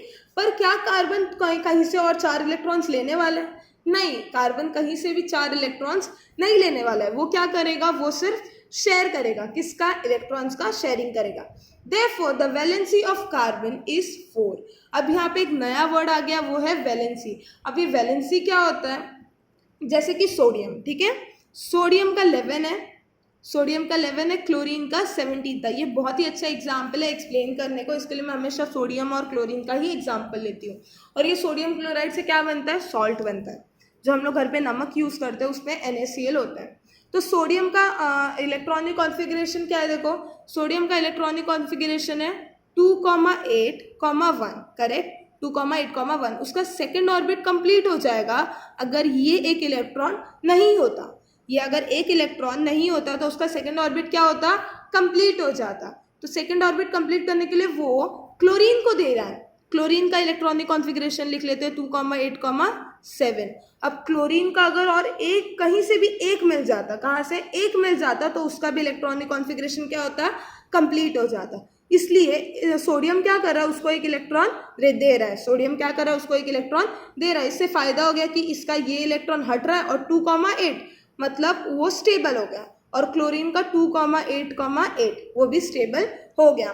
तो इसमें सोडियम को कितने इलेक्ट्रॉन्स की ज़रूरत थी या कितने इलेक्ट्रॉन्स देने पड़े, सोडियम को कितने इलेक्ट्रॉन्स, समझो क्वेश्चन को, सोडियम को कितने इलेक्ट्रॉन्स देना पड़ा या कितने इलेक्ट्रॉन्स लेना पड़ा ताकि उसका ऑर्बिट कंप्लीट हो जाए। सोडियम को एक इलेक्ट्रॉन देना पड़ा, ठीक है, फिर उसका ऑर्बिट कंप्लीट हो गया, तो उसका वैलेंसी 1 है। उसका वैलेंसी क्या है, 1 है, उसका वैलेंसी 1 है। क्लोरीन को कितना इलेक्ट्रॉन्स चाहिए था, ये कितना इलेक्ट्रॉन्स देना पड़ा कि उसका ऑर्बिट कंप्लीट हो जाए, उसको भी एक ही इलेक्ट्रॉन चाहिए था, इसको नहीं चाहिए था, इसको चाहिए था। तो दोनों की वैलेंसी 1 हो गया, दोनों की वैलेंसी क्या हो गई, 1। तो वैलेंसी क्या होता है, जब एक एलिमेंट नंबर ऑफ इलेक्ट्रॉन्स की वजह से इनकम्प्लीट हो, स्टेबल ना हो। जैसे कि कार्बन का देख ले, कार्बन का 2,4 है, तो उसका 4 इलेक्ट्रॉन्स की वजह से वो अनस्टेबल है। वो 4 इलेक्ट्रॉन्स, उसके 4 इलेक्ट्रॉन्स है जिसकी वजह से वो क्या है, अनस्टेबल है। तो ये उसकी वैलेंसी हो गई। वैलेंसी पे भी नेक्स्ट ईयर में बहुत ही अच्छा सा एक्सप्लेनेशन है, तो यहाँ पे मैंने बस शॉर्टली बताया। तो therefore the valency of carbon, carbon की वैलेंसी क्या है, 4। However, this occurs by sharing electron rather than give and take of electrons. तो मैंने give and take of electrons का एक्सप्लेन किया था सोडियम और क्लोरीन में। सोडियम ने इलेक्ट्रॉन दे दिया, क्लोरीन ने इलेक्ट्रॉन ले लिया, तो इसे कहेंगे आयोनिक बॉन्ड, करेक्ट। लेकिन ये क्या बोलते हैं, कार्बन क्या कर रहा है, कार्बन कर रहा है sharing of electrons. Sharing of electrons मतलब कोवेलेंट बॉन्ड। तो यहाँ पे क्या बोला, हाउएवर दिस अकर्स, ये कब होता है, जब शेयरिंग ऑफ इलेक्ट्रॉन्स से होता है, शेयरिंग ऑफ इलेक्ट्रॉन से ये होता है, रेदर देन गिविंग और टेक ऑफ इलेक्ट्रॉन्स। देने या लेने में इलेक्ट्रॉन्स में ऐसा कुछ नहीं होता, जब शेयर किया जाता है इलेक्ट्रॉन्स तब होता है। In other words, a carbon atom can form 4 covalent bonds with other carbon atoms or atoms of different elements.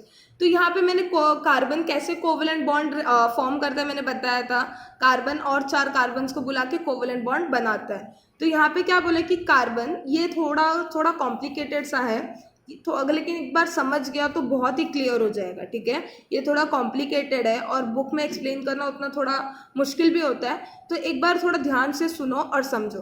Carbon क्या कर रहा है, कार्बन कोवेलेंट बॉन्ड फॉर्म करता है। कार्बन क्या फॉर्म करता है, कोवेलेंट बॉन्ड। तो in other words, a carbon atom can form 4 covalent bonds. Carbon के 4 इलेक्ट्रॉन्स फ्री हैं, वैलेंस है, तो उसके लिए वो कितने कोवेलेंट बॉन्ड बना सकते हैं, 4 कोवेलेंट बॉन्ड बना सकते हैं।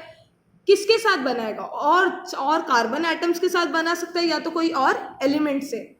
अब ये कैसे बनाता है वो समझेंगे।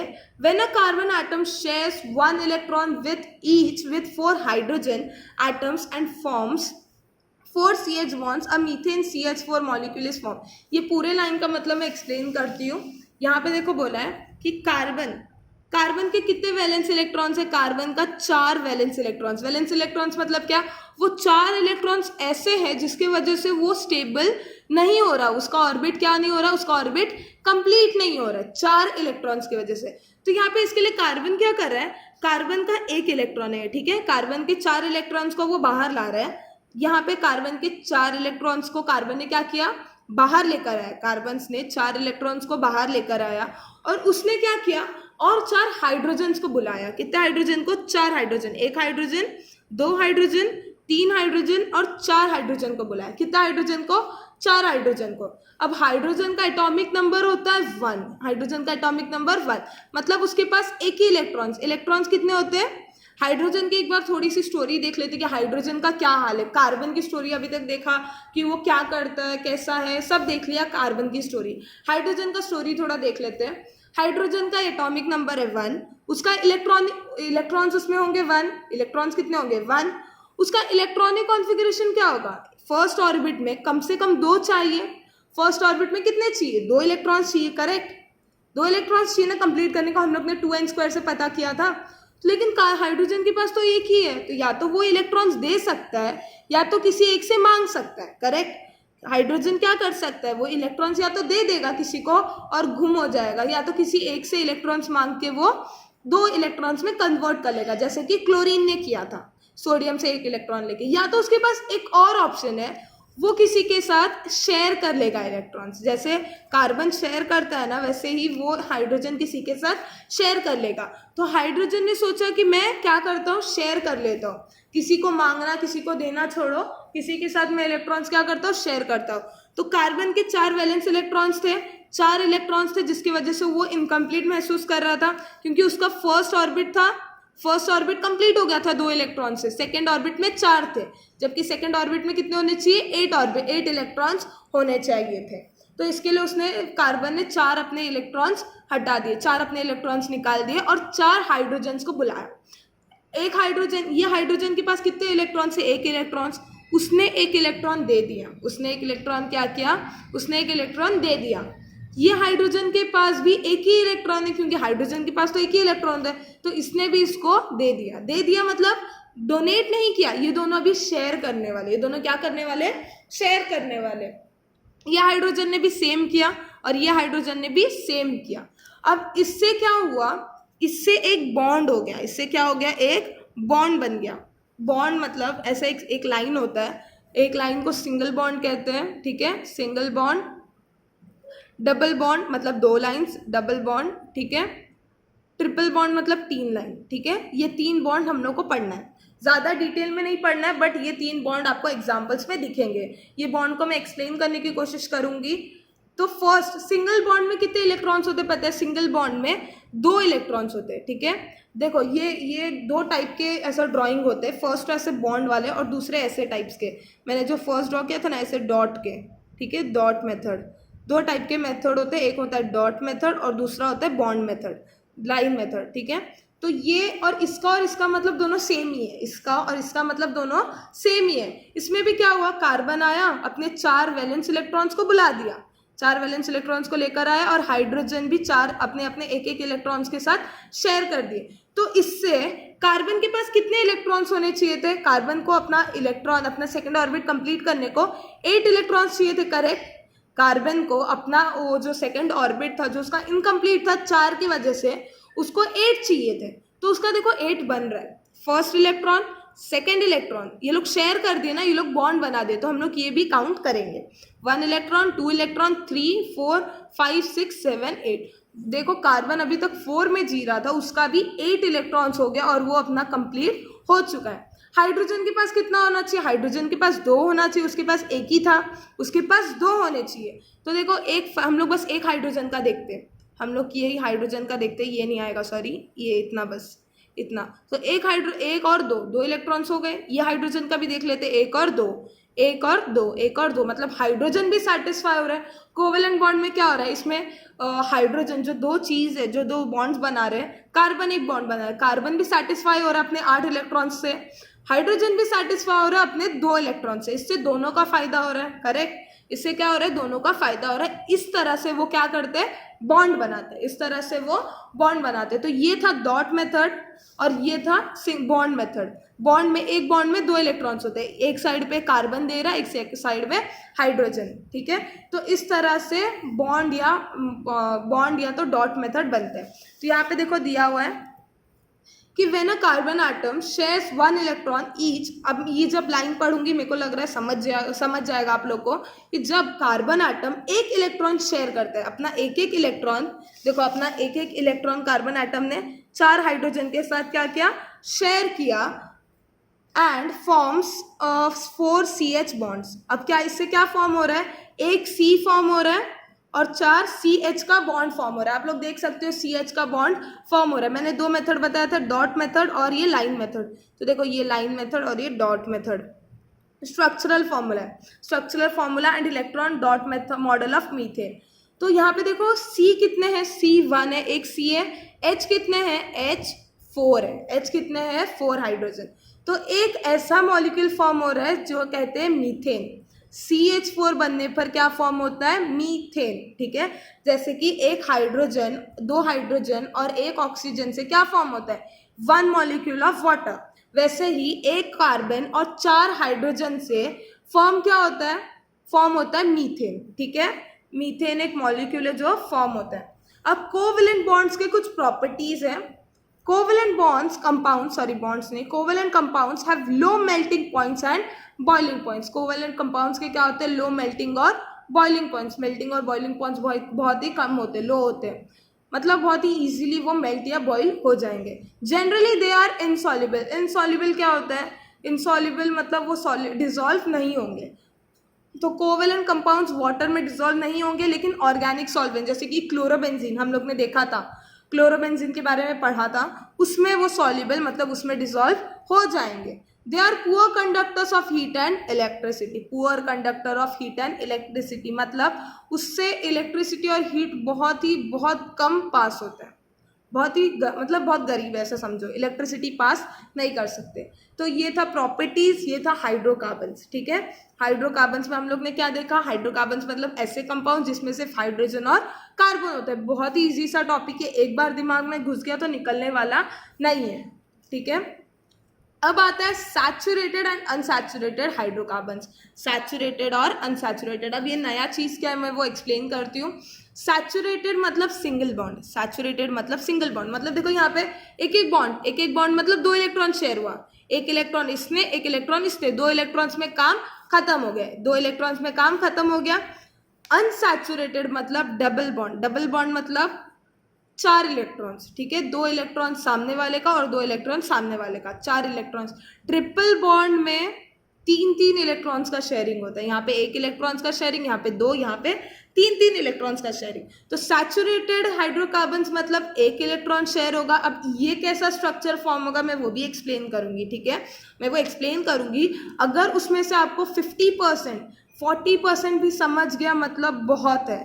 ठीक है, पूरा 100% समझने की ज़रूरत नहीं है, 40-50% भी समझ गया, अगर जिसको 60-70 समझ रहा है तो भी चलेगा, लेकिन 40-50% भी समझ गया तो भी बहुत है। इसमें डायरेक्टली एग्जांपल्स दे दिया, इसमें ड्रॉ करना वगैरह कुछ नहीं एक्सप्लेन किया है, तो थोड़ा प्रॉब्लम होगा, लेकिन थोड़ा समझने की कोशिश करो। तो सैचुरेटेड अनसैचुरेटेड हाइड्रोकार्बन्स पे आते हैं। मैंने यहाँ पे एक वर्ड लिखा है जो है एल्केन्स। ठीक है, क्या है, एल्केन्स। अब ये वर्ड क्या है आप लोग को समझेगा। देखो पहले तो मैंने यहाँ पे क्या किया, यहाँ पे ये C, ये H, ये H, ये H और ये H, मतलब एक कार्बन के साथ एक बॉन्ड। ये कैसा बॉन्ड बना समझाना, ये कार्बन ने अपने 4 इलेक्ट्रॉन्स, 1 इलेक्ट्रॉन्स यहाँ पे ऐसा ड्रॉ नहीं करना, मैं इस पे रफ डायग्राम इसलिए बता रही हूँ ताकि आप लोगों को समझे, या तो मैं फिर से बाजू में बता देती हूँ, लेकिन या तो ऐसा एक सिंगल बॉन्ड का ड्रॉ करना, या तो डॉट का, या तो सिंगल का। ऐसा डॉट पे सिंगल नहीं करना। ठीक है, जैसे यहाँ पे देखो टेक्स्ट बुक में दिया हुआ या तो सिंगल या तो डॉट, ऐसा दोनों चीज ड्रॉ नहीं करना है। जैसे यहाँ पे मैंने ये गलती से बता दिया है, ऐसा कुछ नहीं करना है, सिर्फ सिंगल या तो डॉट। तो मैं डॉट मेथड बता देती हूँ, अगर किसी को नहीं समझा हो तो वो समझ जाएगा। फिर से देखो, C H H H, यहाँ पे कार्बन ने क्या किया, कार्बन ने अपने 4 वैलेंस इलेक्ट्रॉन्स को बुलाए बाहर, जो उसके 4 वैलेंस इलेक्ट्रॉन्स थे, जिसकी वजह से उसका ऑर्बिट क्या हो रहा था, इनकम्प्लीट। उसने अपने चारों इलेक्ट्रॉन्स को बुलाया और 4 हाइड्रोजन्स को बुलाया, क्योंकि हाइड्रोजन्स के पास भी एक ही इलेक्ट्रॉन्स बचे होते हैं और वो चारों हाइड्रोजन को एक एक इलेक्ट्रॉन्स मांगता है। कार्बन चारों हाइड्रोजन को एक एक इलेक्ट्रॉन्स मांगने पर वो हाइड्रोजन ने भी क्या किया, अपने एक एक इलेक्ट्रॉन्स दे दिया। तो इससे क्या हो रहा फायदा, इसमें कार्बन का 1 2 3 4 5 6 7 8 कार्बन का ऑर्बिट कंप्लीट हो रहा है 8 इलेक्ट्रॉन से, और हाइड्रोजन का भी ऑर्बिट कंप्लीट हो रहा है 2 इलेक्ट्रॉन से। दोनों का फायदा हुआ। इस तरह से वो लोग ने सिंगल बॉन्ड बनाया। मैंने बताया था सिंगल बॉन्ड में कितने होते हैं, 2 इलेक्ट्रॉन्स होते हैं। सिंगल बॉन्ड में 2 इलेक्ट्रॉन्स होते हैं, तो इस तरह से होते हैं। तो मैं एक चीज बताती हूँ, इसमें मैंने क्या किया, ये हम लोग का क्या फॉर्म हुआ था, ये हम लोग का फॉर्म हुआ था मीथेन, ये हम लोग का क्या फॉर्म हुआ था, मीथेन, ठीक है, ये हम लोग का फॉर्म हुआ था मीथेन। अब अगर मैंने क्या किया, मैंने बस ये जो कार्बन है ना, यहाँ पे एक कार्बन था, सी एक था, एच कितने थे, 1 2 3 4, एच 4 थे। ये थोड़ा लेंदी सा टॉपिक है, लेकिन अगर समझ गया, मैं फिर बता रही हूँ, अगर समझ जाओगे तो बहुत अच्छे से क्लियर हो जाएगा। ये हम लोग का CH4 था। अब मैं नेक्स्ट स्टेप में क्या कर रही हूँ, मैंने यहाँ पे एक कार्बन को बोला था ना, यहाँ पे मैंने एक और कार्बन को बुला लिया। मैंने क्या किया, मैंने एक और कार्बन को बुला दिया। एक कार्बन थे, यहाँ पे 2 कार्बन्स हो गए, 2 कार्बन्स हो गए, करेक्ट। अब 2 कार्बन्स के बाद ये लोग क्या कर रहे हैं, ये अपने 4 वैलेंस इलेक्ट्रॉन्स रखेगा। पहला कार्बन, पहले कार्बन को लेते हैं, अब ये अपना 4 वैलेंस इलेक्ट्रॉन्स रखेगा, क्योंकि हर कार्बन के पास 4 वैलेंस इलेक्ट्रॉन्स होते हैं, करेक्ट। तो ये अपना 4 वैलेंस इलेक्ट्रॉन रखेगा, एक इलेक्ट्रॉन, 2 इलेक्ट्रॉन, 3 इलेक्ट्रॉन, 4 इलेक्ट्रॉन, ठीक है। कितने इलेक्ट्रॉन्स, 4 इलेक्ट्रॉन रखे। सेम कार्बन भी करेगा, ये वाला second carbon, 1 electron, 2 electron, 3 electron, 4 electron, 4 electron हो गए, 4 इलेक्ट्रॉन हो गए। तो हम लोग देख सकते हैं ये दोनों के बीच में 2 इलेक्ट्रॉन्स आ चुके हैं, 2 इलेक्ट्रॉन्स आ गए, मतलब यहाँ पे मैं एक बॉन्ड बना सकती हूँ। यहाँ पे मैं नीचे बना लेती हूँ, क्योंकि मैंने ही बताया था कि बॉन्ड के ऊपर डॉट मेथड नहीं अप्लाई करना है, तो मैं नीचे बना देती हूँ, ठीक है। एक ऐसा ही सेम ड्राइंग मैं नीचे ड्रॉ कर लेती हूँ। एक बॉन्ड बन गया, देखो एक बॉन्ड, जहाँ जहाँ एक बॉन्ड बनेगा मैं नीचे ड्रॉ करती रहूँगी। तो यहाँ पे एक बॉन्ड बन गया, एक बॉन्ड यहाँ पे बन गया कार्बन कार्बन के बीच में। तो यहाँ पे कार्बन के कितने इलेक्ट्रॉन्स बच रहे, कार्बन के 3 इलेक्ट्रॉन्स बच रहे। कार्बन के कितने इलेक्ट्रॉन्स बच रहे, 3 इलेक्ट्रॉन्स बच रहे कार्बन के। तो कार्बन ने क्या किया, 3 इलेक्ट्रॉन्स के लिए उसने 3 हाइड्रोजन को बुलाया। फर्स्ट कार्बन ने 3 इलेक्ट्रॉन्स के लिए 3 ही हाइड्रोजन को बुलाया, क्योंकि एक इलेक्ट्रॉन ये लोग के साथ, ये दूसरे कार्बन के साथ बन के क्या बन गया, एक बॉन्ड बन चुका है। तो इसके लिए उसने 3 ही हाइड्रोजन को बुलाया और इसको बोला कि इलेक्ट्रॉन दो, इलेक्ट्रॉन दो और इलेक्ट्रॉन दो, और ये लोग ने क्या किया, इलेक्ट्रॉन दे दिया। ये लोग ने क्या किया, इलेक्ट्रॉन दे दिया। मतलब इसने किसके किसके साथ बॉन्ड बनाया, फर्स्ट कार्बन ने हाइड्रोजन के साथ एक बॉन्ड बनाया, एक ये हाइड्रोजन के साथ, एक ये हाइड्रोजन के साथ। मतलब कार्बन ने 3 हाइड्रोजन और एक कार्बन के साथ बॉन्ड बनाया। यहाँ पे एक इलेक्ट्रॉन दिया, यहाँ पे एक, यहाँ पे एक, यहाँ पे एक, यहाँ पे कार्बन था तो ये कार्बन ने ले लिया और बाकी 3 हाइड्रोजन ने ले लिया। अब सेकेंड कार्बन का भी देखते हैं। कार्बन ने भी 4 निकाल दिया है, 4 निकाला है, एक इसके साथ बॉन्ड बन चुका है तो इसके साथ हम लोग कुछ भी नहीं करेंगे, और इसने भी सेम 4 हाइड्रोजन को बुलाया। चारों हाइड्रोजन को एक एक इलेक्ट्रॉन्स मांगा तो दे दिए, चारों ने दे दिया, ठीक है। और चारों का के साथ क्या बन गया, एक एक बॉन्ड बन गया। एक बॉन्ड मतलब 2 इलेक्ट्रॉन्स, एक बॉन्ड मतलब कितने इलेक्ट्रॉन्स, 2 इलेक्ट्रॉन्स, ठीक है। तो हम लोग देख सकते हैं कि फर्स्ट वाला जो बना था हम लोग का CH4 था, जिसे मीथेन कहते हैं। नहीं तो सबसे पहले हम लोग देख लेते कि ये इलेक्ट्रॉन्स, ये जो ऑर्बिट्स है इन लोग के कंप्लीट हुए कि नहीं। कार्बन के पास कितने इलेक्ट्रॉन से गिनते हैं, 1 2, फर्स्ट कार्बन है, ये कार्बन 1 है, ये कार्बन 2 है। तो फर्स्ट कार्बन के पास 1 2 3 4 5 6 7 8, हम लोग ये भी काउंट करें यहाँ, क्योंकि इसने इसके साथ भी बॉन्ड बनाया है, ठीक है। तो 1 2 3 4 5 6 7 8, या तो इधर काउंट कर लेते हैं, ये 2 ये 4 ये 6 ये 8। तो कार्बन के 8 इलेक्ट्रॉन्स कंप्लीट हो गए, उसका ऑर्बिट कंप्लीट। सेकंड कार्बन का भी देख लेते हैं, 2 4 6 8, इसके भी 8 हो गए। यहाँ पे भी देख लेते हैं, देखो ये कार्बन का 1 2 3 4 5 6 7 8, तो कार्बन का ऑर्बिट कंप्लीट हो चुका है। कार्बन का ऑर्बिट क्या हो चुका है, कंप्लीट हो चुका है। हाइड्रोजन का भी देखो, ये 2 इलेक्ट्रॉन्स होते तो हाइड्रोजन कंप्लीट, ये भी खुश, ये भी खुश, ये भी खुश, ये भी खुश, मतलब सारे इलेक्ट्रॉन, सारे जो कार्बन और हाइड्रोजन के एलिमेंट्स है वो कंप्लीट हो चुके हैं, ठीक है। तो इससे क्या बन रहा है, देखो इसमें हम लोग का C एक था, H4 था, हाइड्रोजन 4 था। इसमें कितने हैं, इसमें C 2 है, हाइड्रोजन कितने हैं, देखो 1 2 3 4 5 6, हाइड्रोजन है 6, C2H6, C2H6 मतलब ईथेन, ठीक है।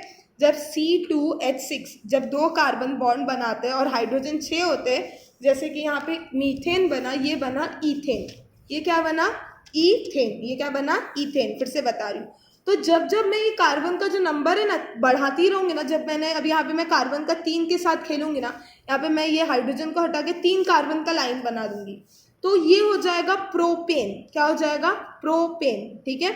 ऐसा एक लंबा सा चेन है कार्बन का, एक लंबा सा क्या है, चेन है कार्बन का। इस पे ज़्यादा डीप पे मत समझो, ये समझ गया होगा कि बॉन्ड कैसा बनाते हैं तो बहुत बड़ी बात है कि अगर ये कैसे बॉन्ड बना, ये कैसे स्टेबल हुआ, ये समझ गया तो बहुत है, ठीक है। तो ये हो गया हम लोग का एल्केन्स के बाद। तो ये सब जो है ना, जो सिंगल बॉन्ड लेते हैं, ऐसा एक एक बॉन्ड पे चलते हैं, एक एक बॉन्ड पे, तो उन्हें कहते हैं सैचुरेटेड हाइड्रोकार्बन्स। क्या कहते हैं? Saturated hydrocarbons. ऐसे हाइड्रोकार्बन जिसमें सिंगल बॉन्ड होते हैं, ठीक है, सॉरी, कार्बन्स, सैचुरेटेड हाइड्रोकार्बन्स। अब नेक्स्ट आते हैं अनसैचुरेटेड हाइड्रोकार्बन्स पे। मैंने क्या बोला था? अनसैचुरेटेड हाइड्रोकार्बन्स मतलब डबल या ट्रिपल बॉन्ड, ठीक है। अब ये डबल बॉन्ड और ट्रिपल बॉन्ड कैसे फॉर्म कर रहा है? सिंगल बॉन्ड वालों को कहते हैं एल्केन्स। सिंगल बॉन्ड में जो भी आते हैं ना, एल्केन या एल्केन्स, देखो methane, ethane, propane, butane, pentane, ऐसा पूरा एक चेन है। तो ये सब आते हैं किसमें, कौन से कैटेगरी में? एल्केन। कौन से कैटेगरी में? एल्केन की कैटेगरी में मीथेन, ईथेन, ये सब बनते हैं। अब हम लोग जो करेंगे, ये जो अनसैचुरेटेड हाइड्रोकार्बन्स, डबल बॉन्ड को कहते हैं एल्कीन, ठीक है। क्या कहते हैं? एल्कीन। बस ई और ए का फर्क है। एल्केन में ए था, एल्केन में ए था, इसमें ई है। और ट्रिपल बॉन्ड को कहते हैं एल्काइन। ये सबका जिक्र कहीं पर भी नहीं है टेक्स्ट बुक में, बस अगर ये सुन के एक बार ऐसा लगना चाहिए कि सुना था कहीं तो, ठीक है, 10th में बस ऐसा लगना चाहिए कि सुना था कहीं तो एल्कीन, एल्काइन। एल्कीन में सिंगल डबल बॉन्ड होता है, एल्काइन में ट्रिपल बॉन्ड। सेम नाम भी होते हैं, लेकिन इसमें मीथीन नाम का कोई भी कंपाउंड नहीं होता। ये मीथीन नाम का कंपाउंड क्यों नहीं होता, ये आगे आप लोगों को पता चल जाएगा। या मीथाइन नाम का भी कंपाउंड नहीं होता, मीथाइन नाम का कंपाउंड नहीं होता। अगर एम से कुछ देख लिया ना आपने, एम से मतलब उसमें कार्बन एक है। अगर ई से देख लिया ना, इथेन, इथीन, इथाइन, उसमें कार्बन 2 है। उसमें कार्बन कितने हैं? 2। अगर 3 देख लिया, 3 कार्बन होंगे ना, उसका नाम देंगे प्रोपेन, प्रोपीन, प्रोपाइन, ठीक है। तो अभी एल्कीन कैसे फॉर्म होता है? तो मैं यहाँ पे क्या कर रही हूँ, यहाँ पे मैंने 2 कार्बन को बुलाया। क्या? कितने कार्बन को? 2 कार्बन को बुलाया। 2 कार्बन को बुला के अभी तक ये जो फर्स्ट है ना, ये जो कार्बन थे, ये लोग एक ही इलेक्ट्रॉन शेयर कर रहे थे। तो यहाँ पे ये कार्बन क्या सोचता है कि मैं एक इलेक्ट्रॉन्स नहीं, मैं 2 इलेक्ट्रॉन शेयर करूंगा। मैं कितने इलेक्ट्रॉन शेयर करूंगा? 2 इलेक्ट्रॉन शेयर करूंगा। तो यहाँ पे इसने 2 इलेक्ट्रॉन्स शेयर किए, 2 इलेक्ट्रॉन शेयर किए। ये डॉट मेथड से नहीं बताना चाहिए, लेकिन आपको समझे इसके लिए मैं बता रही हूँ। इसका मैं लाइन मेथड भी बताऊंगी। एक कार्बन ने 2 इलेक्ट्रॉन्स शेयर किए, तो ये कार्बन भी बोला कि मैं भी 2 ही इलेक्ट्रॉन शेयर करूंगा। 2 इलेक्ट्रॉन्स इसने भी शेयर किए, ठीक है। तो इसके 4 वैलेंस इलेक्ट्रॉन थे कार्बन के, इसके भी 4 थे, इसके भी 4 थे। इसने 2 इधर दे दिया। समझो, ये कार्बन के 4 वैलेंस इलेक्ट्रॉन्स थे, इसने 2 कार्बन के 2 इलेक्ट्रॉन्स इधर दे दिया, 2 इलेक्ट्रॉन्स इधर दे दिया। बचे कितने? बचे और 2 इलेक्ट्रॉन्स, और 2 इलेक्ट्रॉन्स बचे। इसने क्या किया? 1 इलेक्ट्रॉन इधर, 1 इलेक्ट्रॉन इधर, ठीक है। 2 इलेक्ट्रॉन इधर दिया। देखो, कार्बन ने 2 इलेक्ट्रॉन इधर, 3 इलेक्ट्रॉन, 4 इलेक्ट्रॉन, मतलब कार्बन ने अपने 24 चारों वैलेंस इलेक्ट्रॉन थे उसको निकाल दिया। ये कार्बन की बात करते हैं, ये कार्बन ने भी 2 इलेक्ट्रॉन दे दिए। ये कार्बन के 2 थे, ये कार्बन के 2 है, ये कार्बन के 2, तो इसके भी 2 बचे। इसने भी एक को इधर बुलाया, एक को इधर रखा, ठीक है। अब ये दोनों ने क्या किया? दोनों ने 2 हाइड्रोजन को बुलाया।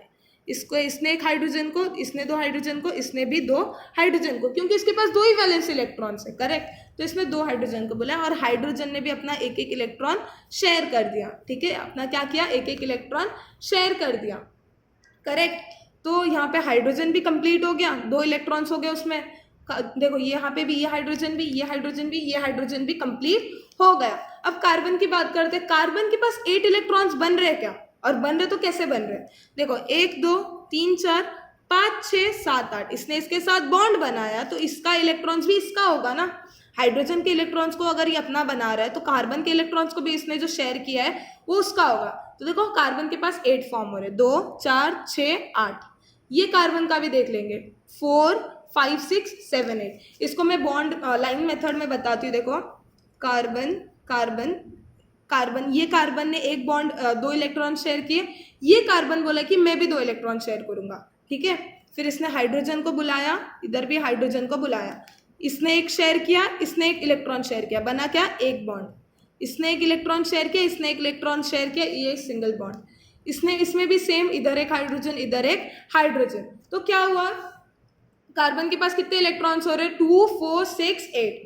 ये कार्बन के पास 2 4 6 8, मतलब देखो यहाँ पे फॉर्मूला बना हो जाएगा, चेंज हो जाएगा। यहाँ पे C2H कितने हैं? H4 है, C2H4। C2 क्या है? C2H4। मतलब कार्बन कार्बन के बीच में कितने बॉन्ड बन रहे हैं? कार्बन कार्बन के बीच में तभी सिंगल बॉन्ड बना था, अभी कार्बन कार्बन के बीच में डबल बॉन्ड बन गया। कार्बन कार्बन के बीच में कितना बॉन्ड बना? Double bond. डबल बॉन्ड मतलब एल्कीन हो जाएगा। क्या हो जाएगा? एल्कीन। एल्कीन। ये अब ये जो कंपाउंड बना हम लोग का C2H4, ये क्या है पता है? ये है ईथीन। ये क्या है? ईथीन। ईथीन। इसका कार्बन का एक बॉन्ड वाला एक कार्बन वाला ऐसा कोई भी कंपाउंड नहीं है। तो हम लोग इसमें सीधा सेकेंड कंपाउंड से स्टार्ट करते हैं। तो सेकेंड कंपाउंड में क्या बना? ईथीन। अब हम लोग को, मेरे को लग रहा है कि थोड़ा बहुत समझ गया होगी डबल बॉन्ड कैसा होता है, ठीक है। सेम हम लोग का ट्रिपल बॉन्ड का करेंगे। हम लोग क्या करेंगे? कार्बन कार्बन के बीच में ट्रिपल बॉन्ड बनाएंगे। कैसे बनाएंगे? सेम यहाँ पे हम लोग ने 2 कार्बन को बुला दिया, 2 कार्बन को बुला दिया, और यहाँ पे इसने क्या किया? ये इसने बोला कि मैं 3 इलेक्ट्रॉन शेयर करूंगी। इसने बोला मेरे पास 4 वैलेंस इलेक्ट्रॉन्स है ना, तो मैं 3 शेयर करूंगी, ठीक है, मैं 3 शेयर करूंगी। इसने भी बोला ठीक है मैं भी 3, तो इसने 1 2 3 3 3 शेयर हो गया, 3 3 शेयर हो गया। मतलब क्या हो गया? यहाँ पे देखो, एक बॉन्ड, 2 बॉन्ड, ये 3 बॉन्ड, 3 बॉन्ड बन रहे, 6 इलेक्ट्रॉन शेयरिंग हो रहा है। अगर 6 इलेक्ट्रॉन शेयर होगा, ये एक्चुअली ऐसा ड्रॉ नहीं होगा, ये ऐसा ड्रॉ होगा, 1 2 3 4 5 6, ठीक है। तो यहाँ पे 6 इलेक्ट्रॉन्स, इसने 3 इलेक्ट्रॉन शेयर किए, इसने 3 इलेक्ट्रॉन शेयर किए, तो इसमें क्या हो गया? देखो, कार्बन कार्बन में ट्रिपल बॉन्ड फॉर्म हो गया। कार्बन कार्बन में कितने बॉन्ड? Triple bond. कितने बॉन्ड? ट्रिपल बॉन्ड, ठीक है, 3 बॉन्ड।